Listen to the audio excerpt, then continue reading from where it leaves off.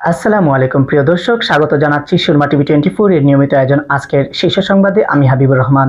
শুরুতেই জানিয়ে দিচ্ছি আজকের দেশের শীর্ষ সংবাদগুলি।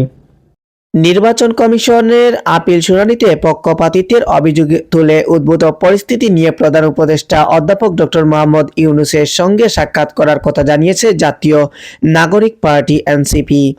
বাংলাদেশ জামায়াতে ইসলামীর আমির ডক্টর শফিকুর রহমানের নেতৃত্বে 4 সদস্যের প্রতিনিধি দল প্রধান উপদেষ্টা প্রফেসর মোহাম্মদ ইউনূসের সঙ্গে বৈঠক করেছেন। আসন্ন ত্রয়োদশ জাতীয় সংসদ নির্বাচনে প্রার্থীতা যাচাই বাছাইয়ের আপিল শুনানি শেষে প্রধান নির্বাচন কমিশনার এএমএম নাসির উদ্দিন জানিয়েছেন, কমিশন কোনো ধরনের পক্ষপাতিত্ব না করে নিরপেক্ষভাবে প্রতিটি রায় প্রদান করেছে। ত্রয়োদশ জাতীয় সংসদ নির্বাচনে ঢাকা 11 আসনের প্রার্থী ও জাতীয় নাগরিক পার্টির আহ্বায়ক নাহিদ ইসলামকে আচরণবিধি ভঙ্গের অভিযোগে শোকজ করেছেন নির্বাচন কমিশন। একই অভিযোগে ঢাকা 8 আসনের প্রার্থী ও এনসিপির মুখ্য সমন্বয়ক নাসির উদ্দিন পাটোয়ারিকেও শোকজ করা হয়েছে। বাংলাদেশ জাতীয়তাবাদী দল বিএনপির স্থায়ী কমিটির সদস্য আমির খসরু মাহমুদ চৌধুরী বলেছেন, ক্ষমতায় গেলে নারীদের উন্নয়নে কাজ করবে বিএনপি। আমাদের আগামী দিনের অর্থনীতিতে নারীদের অংশগ্রহণ ও অংশীদারিত্ব কিভাবে বাড়ানো যায় সেটাই হবে আমাদের কর্মসূচির কেন্দ্রবিন্দু। নারীদের জীবনমান উন্নয়নের যে পরিকল্পনা গ্রহণ করা হয়েছে তার বাজেট কোথা থেকে আসবে তা নিয়েও বাস্তববাদী চিন্তা করেছে বিএনপি।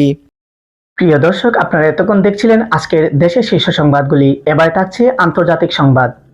দীর্ঘ 10 দিন ধরে ইন্টারনেট সেবা সম্পূর্ণ বন্ধ রাখার পর এবার তা ধীরে ধীরে চালুর কথা ভাবছে ইরান সরকার। গত 8 জানুয়ারি থেকে দেশ জুড়ে চলার নজিরবিহীন এই কমিউনিকেশন ব্ল্যাকআউট ধাপে ধাপে শিথিল করার ইঙ্গিত দিয়েছে কর্তৃপক্ষ।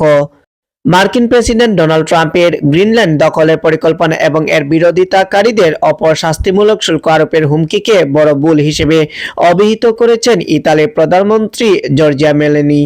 দীর্ঘ 150 বছরেরও বেশি সময় পর নারী শাসকের অধীনে যাচ্ছে স্পেন। রাজা ষষ্ঠ ফিলিপ ও রানী লেতিজিয়ার জ্যেষ্ঠ কন্যা 20 বছর বয়সী রাজকুমারী লিওনোর দেশটির সিংহাসনে আরোহণের জন্য সম্পূর্ণ প্রস্তুত। তিনি হবেন 1800 এর দশকে শাসন করা রানী দ্বিতীয় ইসাবেলার পর দেশটির প্রথম কুইন রেগন্যান্ট বা সার্বভৌম রানী। প্রিয় দর্শক, আপনারা এতক্ষণ দেখছিলেন আন্তর্জাতিক শীর্ষ সংবাদগুলি। এবারে থাকছে খেলাধুলার সংবাদ। টুর্নামেন্ট থেকে বিদায় নিশ্চিত হওয়া ঢাকা ক্যাপিটালসের লক্ষ্যটা ছিল শেষটা জয় দিয়ে রাঙানো। সেই লক্ষ্যে ব্যাট করতে নেমে চট্টগ্রাম রয়্যালসের বোলারদের শাসন করেন সাইফ হাসান। পরে বাকি কাজটা করেন বোলাররা। এতে বড় জয় দিয়ে শেষটা রাঙালো রাজধানীর দলটি। বিপিএল এর প্লে অফ নিশ্চিত করে ফেলেছে 4 দল। সেই তালিকায় নাম আছে সিলেট টাইটান্সেরও। টুর্নামেন্টের শুরুর দিকে দলটির উপদেষ্টা ফাহিম আল চৌধুরী বলেছিলেন, সিলেট প্লে অফে গেলে বড় চমক দেবেন। সেই কথা রাখলেনও তিনি। প্রিয় দর্শক, আপনারা এতক্ষণ দেখছিলেন সুরমা টিভি 24 এর নিয়মিত আয়োজন আজকের শীর্ষ সংবাদ। পরবর্তী সংবাদ দেখার আমন্ত্রণ জানিয়ে আজকে এখানে বিদায় নিচ্ছি। আল্লাহ হাফেজ।